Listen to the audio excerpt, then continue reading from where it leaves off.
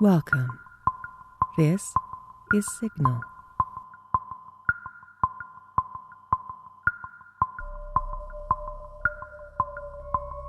I have examined the maps of the city with the greatest care, yet never again found the Rue d'Orsay. These maps have not been modern maps alone, for I know that names change. I have, on the contrary, delved deeply into the antiquities of the place, and have personally explored every region of whatever name which could possibly answer to the street I knew as Rue d'Orsay. But despite all I have done, it remains a humiliating fact that I cannot find the house, the street, or even the locality where I, during the last months of my impoverished life as a student of metaphysics at the university, I heard the music of Zann. That my memory is broken, I do not wonder. For my health, physical and mental, was gravely disturbed throughout that period of my residence in the Rue d'Orsay, and I recall that I took none of my few acquaintances there. But that I cannot find the place again is both singular and perplexing. For it was within a half an hour's walk of the university, and was distinguished by peculiarities which could hardly be forgotten by anyone who had been there. I have never met a person who has seen Rue d'Orsay. Rue d'Orsay lay across a dark river, bordered by precipitous, brick-bleared windowed warehouses, and spanned a ponderous bridge of dark stone. It was always shadowy along that river, as if the smoke of the neighboring factories shut out the sun perpetually.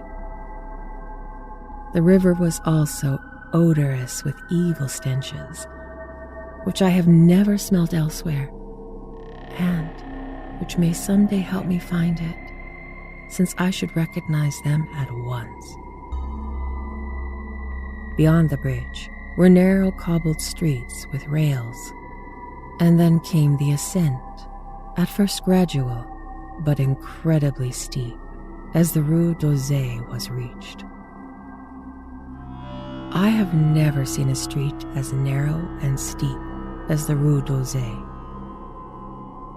It was almost a cliff closed to all vehicles, consisting in several places of flights of steps and ending at the top in a lofty ivied wall. Its paving was irregular, sometimes stone slabs and sometimes cobblestones, sometimes bare earth with struggling greenish-gray vegetation. The houses were tall, peak-roofed, incredibly old, and crazily leaning backward, forward, and sideways. Occasionally an opposite pair, both leaning forward, almost met across the street like an arch, and they most certainly kept most of the light from the ground below. There were a few overhead bridges from house to house across the street. The inhabitants of the street impressed me particularly. At first I thought it was because they were all silent and recalcitrant, but later I decided it was because they were all very old. I do not know how I came to live on such a street, but I know I was not myself when I moved there. I had been living in many poor places, always evicted for want of money, until at last I came to the tottering house in the Rue d'Orsay, kept by the paralytic Blandot. It was the third house from the top of the street, and by far the tallest of them all. My room was on the 5th story, the only inhabited room there, since the house was nearly empty. On the night I arrived, I heard strange music from the peaked garret overhead, and the next day I asked old Blandot about it. He told me it was an old German viol player, a strange dumb man who signed his name Zann, and who played evenings in the cheap theater orchestra, adding that Zann's desire to play at night after his return from the theater was the reason he had chosen this lofty and isolated garret room, whose singular gable window was the only point on the street from which one could look over the terminating wall at the declivity and panorama beyond. Thereafter, I heard Zann play every night, and although he kept me awake, I was haunted by the weirdness of his music. Knowing little of the art myself, I was yet certain that none of his harmonies had any relation to music I had heard before.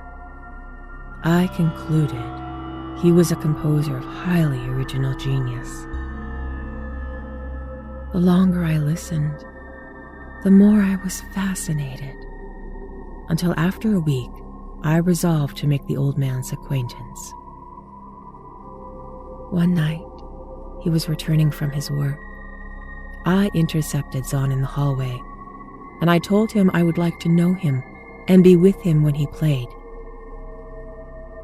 He was a small, lean, bent person, with shabby clothes, blue eyes, grotesque satyr-like face, and nearly bald head, and at my first words seemed both angered and frightened. My obvious friendliness, however, finally melted him, and he grudgingly motioned me to follow him up the dark, creaking, rickety attic stairs. His room, one of only two in the steeply pitched garret, was on the west side toward the wall that formed the upper end of the street. Its size was very great, and seemed the greater because of its extraordinary bareness and neglect. Of furniture, there was only a narrow iron bedstead, a dingy washstand, a small table, a large bookcase, an iron music rack, and 3 old-fashioned chairs. Sheets of music were piled in disorder about the door. The walls were bare boards and had probably never known plaster, whilst the abundance of dust and cobwebs made the place seem more deserted than inhabited. Evidently, Eric Zann's world of beauty lay in some far cosmos of the imagination. Motioning me to sit down, the dumb man closed the door, turned the large wooden bolt, and lighted a candle to augment the one he had brought with him. He now removed his viol from its moth-eaten covering, and taking it, seated himself in the least uncomfortable of the chairs. He did not employ a music rack, but offering no choice and playing from memory, enchanted me for over an hour with strains I had never heard before. Strains which must have been of his own devising. To describe their exact nature is impossible for one unversed in music. They were a kind of fugue with real current passages of the most captivating quality, but to me, they were notable for the absence of any of the weird notes I had overheard from my room below on other occasions. Those haunting notes I had remembered, and had often hummed and whistled inaccurately to myself. So when the player at length laid down his bow, I asked him if he would render some of them. As I began my request, the wrinkled satyr-like face lost its bored plasticity it had possessed during the playing, and seemed to skew the same curious mixture of anger and fright which I had noticed when I first accosted the old man. For a moment, I was inclined to use persuasion, regarding rather lightly the whims of senility, and even tried to awaken my host's weirder mood by whistling a few of the strands to which I had listened the night before. But I did not pursue this course for more than a moment, for when the dumb musician recognized the whistled air, his face grew suddenly distorted, with an expression wholly beyond analysis. His long, cold, bony right hand reached to stop my mouth, and silenced the crude imitation. As he did this, he further demonstrated his eccentricity by casting a startled glance towards the lone curtained window, as if fearful of some intruder, a glance doubly absurd, since the garret stood high and inaccessible above all adjacent roofs, this window being the only point on the steep street, as the concierge had told me, from which one could see over the wall at the summit. The old man's glance brought Blandot's remark to mine, and with a certain capriciousness, I felt a wish to look out over the wide, dizzying panorama of the moonlit roofs and the city lights beyond the hilltop, which of all the dwellers in the Rue d'Orsay, only this crabbed musician could see. I moved towards the window, and I would have drawn aside the nondescript curtains, when with a frightened rage, even greater than before, the dumb lodger was upon me, this time motioning his head towards the door as he nervously strove to drag me hither with both hands. Now, thoroughly disgusted with my host, I ordered him to release me, and I told him that I would go at once. His clutch relaxed, and as he saw my disgust and offense, his own anger seemed to subside. He tightened his relaxing grip, but this time in a friendlier manner, forcing me into a chair. Then, with an appearance of wistfulness, crossing to the littered table, he wrote many words with a pencil in the labored French of a foreigner. The note which he finally handed me was an appeal for tolerance and forgiveness. Zann said that he was old, lonely, affected by strange fears and nervous disorders connected with his music and with other things. He had enjoyed my listening to his music and wished I would come again and not mind his eccentricities. But he could not play to another his weird harmonies, and he could not bear hearing them from another, nor could he bear having anything in his room touched by another. He had not known until our hallway conversation that I could hear his playing in my room, and he asked me if I would arrange with Blandot to take a lower room where I could not hear him in the night. He would, he wrote, defray the difference in rent. As I sat deciphering the execrable French, I felt more lenient toward the old man. He was a victim of physical and nervous suffering, as was I, and my metaphysical studies had taught me kindness. In the silence, there came a slight sound from the window. The shutter must have been rattled by the night wind, and for some reason I started almost as violently as Eric Zann. When I finished reading, I shook my host by the hand and departed as a friend. The next day, Blandot gave me a more expensive room on the third floor, between the apartments of an aged moneylender and the room of a respectable upholsterer. There was no one on the fourth floor. It was not long before I found Zann's eagerness for my company was not as great as it seemed while he was persuading me to move from the fifth story. He did not ask me to call on him, and when I did call, he appeared uneasy and played listlessly. This was always at night. In the day he slept and would admit no one. My liking for him did not grow, though the attic room and the weird music seemed to hold an odd fascination for me. I had a curious desire to look out that window, over the wall, and down the unseen slope of the glittering roofs and spires which must lay outspread there. Once, I went up to the garret during theater hours, when Zann was away, but the door was locked. What I did succeed in doing was overhear the nocturnal playing of the dumb old man, At first, I would tiptoe up to my old 5th floor. Then I grew bold enough to climb the last creaking staircase to the peaked garret. There in the narrow hall, outside the bolted door, with a covered keyhole, I often heard sounds which filled me with undeniable dread. The dread of vague wonder and brooding mystery.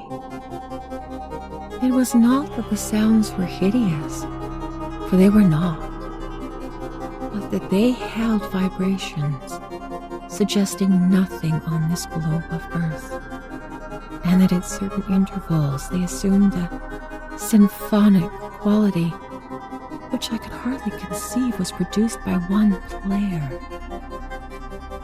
Certainly Eric Zann was a genius of wild power.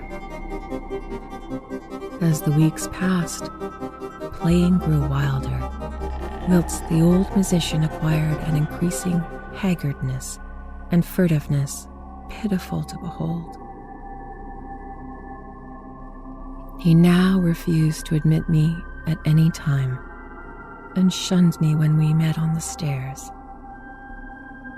Then one night, as I listened at the door, I heard the shrieking viol swell to a chaotic babble of sound, a pandemonium which would have led me to doubt my own shaking sanity had there not come from behind that barred portal a piteous proof that the horror was real, the awful, inarticulate cry which only a mute can utter, and which rises only in moments of the most terrible fear and anguish.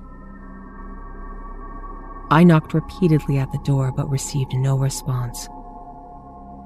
Afterward, I waited in the black hallway, shivering with cold and fear, until I heard the poor musician's feeble effort to rise from the floor by the aid of a chair. Believing him just conscious after a fainting fit, I renewed my rapping, at the same time calling out my name reassuringly. I heard Zann stumble to the window and close both shutter and sash, then stumble to the door, which he falteringly unfastened to admit me. This time his delight at having me present was real, for his distorted face gleamed with relief while he clutched at my coat as a child clutches at its mother's skirts. Shaking pathetically, the old man forced me into a chair whilst he sank into another, beside which his viol and bow lay carelessly on the floor. He sat for some time inactive, nodding oddly, but having a paradoxical suggestion of intense and frightening listening. Subsequently, he seemed to be satisfied, and crossing to a chair by the table, he wrote a brief note, handed it to me, and returned to the table, where he began to write rapidly and incessantly. The note implored me, in the name of mercy, and for the sake of my own curiosity, to wait where I was, while he prepared a full account in German of all the marvels and terrors which beset him. I waited, and the dumb man's pencil flew. It was perhaps an hour later, while I still waited, and while the old musician's feverishly written sheets still continued to pile up, that I saw Zann start from a hint of a horrible shock. Unmistakably, he was looking at the curtained window, listening shudderingly. Then, I half fancied I heard a sound myself, though it was not a horrible sound, but rather an exquisitely low, infinitely distant musical note, suggesting a player in one of the neighboring houses, or in some abode beyond the lofty wall over which I had never been able to look. Upon Zann, the effect was terrible. For dropping his pencil, he suddenly rose, seized his viol, and commenced to rend the night with the wildest playing I have ever heard from his bow, save when listening at the barred door. It would be useless to describe the playing of Zann on that dreadful night. It was more horrible than anything I had ever overheard, because I could now see the expression of his face and could realize that this time the motive was stark fear.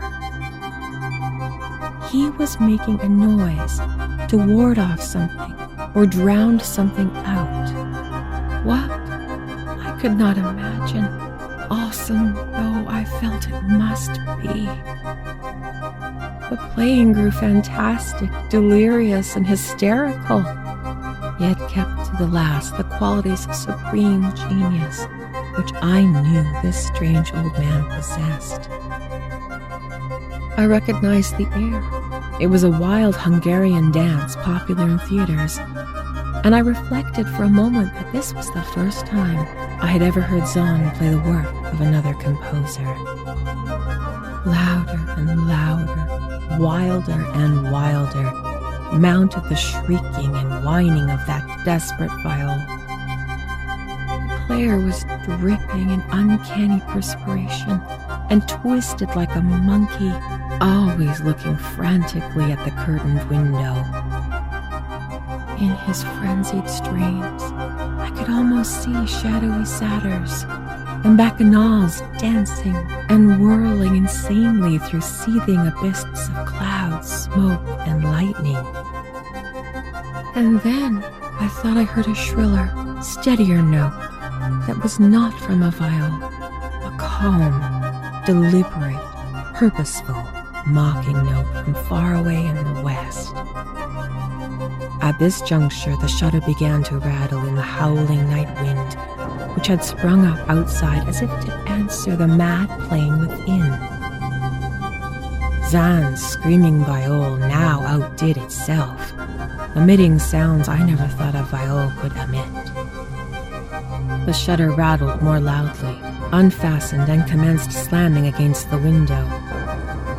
Then the glass broke shiveringly under the persistent impacts, and the chill wind rushed in, making the candles sputter and rustling the sheets of paper at the table where Zann had begun to write his horrible secret. I looked at Zann and saw that he was past conscious observation. His blue eyes bulging, glassy, and sightless. The fanatic playing had become a blind, mechanical, unrecognizable orgy that no pen could ever suggest.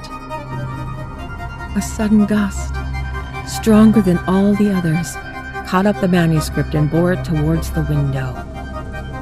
I followed the sheets in desperation, but they were gone before I reached the demolished panes.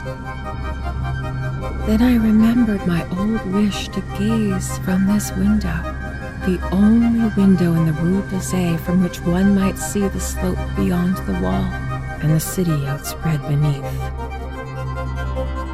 It was very dark, but the city's lights always burned, and I expected to see them there amidst the rain and wind. Yet when I looked from the highest of all the gabled windows, looked while the candles were sputtered and the insane viol howled in the night wind, I saw no city spread below, no friendly lights gleaming from remembered streets, but only the blackness of space, illimitable, unimagined space alive with motion and music, and having no semblance to anything on earth.